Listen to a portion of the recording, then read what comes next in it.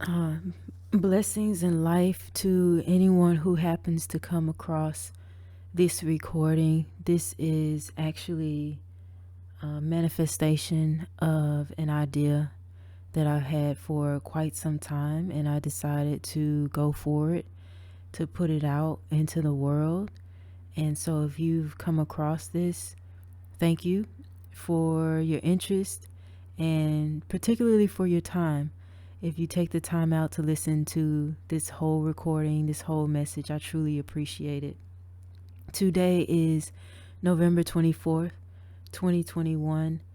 The time where I am currently on the East Coast of the United States, it's 6:45 p.m. By the time I upload this recording, hopefully I record it and upload it by 8 p.m. The whole purpose of this recording is to appreciate 8 p.m. On this night, and to really make this something that I continue to do on a weekly basis. So my idea is on Wednesday nights at 8 p.m. Eastern Standard Time, I upload a recording, or hopefully next time I get to go live, because that'll be available on YouTube. And the whole point of it is just to give myself a time and a chance to pause and be present at 8 p.m. and to listen to the world around me and to share that moment in time with as many people who are also willing to share it with me, and to pause in that moment and be present. I think a lot of what is going on in our world today, in our society today, is this constant chaos, and there isn't a lot of shared harmony with people unless you're in your own space with those you love, or you're in a space for a particular point in time. But to really pause and understand how gorgeous and beautiful it is to have the ability to pause and be in harmony with each other for just a moment is something we as human beings don't necessarily tap into a lot. And so I'm hoping to kind of just contribute in a way that helps more people see what I'm saying. And so with this, 8 p.m. moment in time on Wednesday nights that I'm hoping to hold for all of us is, part of it is having something to say, or not, or giving the floor open to other people who might have something to say and to share with other people who have decided to take that moment in time together, period. And so with this one, it's a little long because this is a 3-minute introduction, but usually I'm anticipating that this will take 5 minutes, so from 8 p.m. to 8:05. And I want to close this first recording out with a poem that I wrote a day ago, and really just give a solid understanding of why I'm trying to do this. And the name of the poem is Time. And throughout this poem, time is capitalized. And so it goes like this. Time. I wish people in our society would truly understand how fascinating time is. If that would happen, maybe one day time would receive the reverence it deserves. You can't get it back. You can't stop it. It moves at its own pace, regardless of what anyone wants.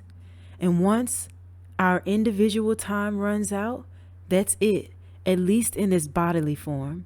Yes, your energy transfers, but time continues. To equate money, a man-made invention, with time, an immutable property of the universe, that is, an expression of its internal essence and functioning, is absurd. It's disrespectful. It's delusional. Because time is infinitely more deserving of respect and admiration than money could ever be. Money is a made up fantasy. The value that money receives is the perceived value that beings such as us give it.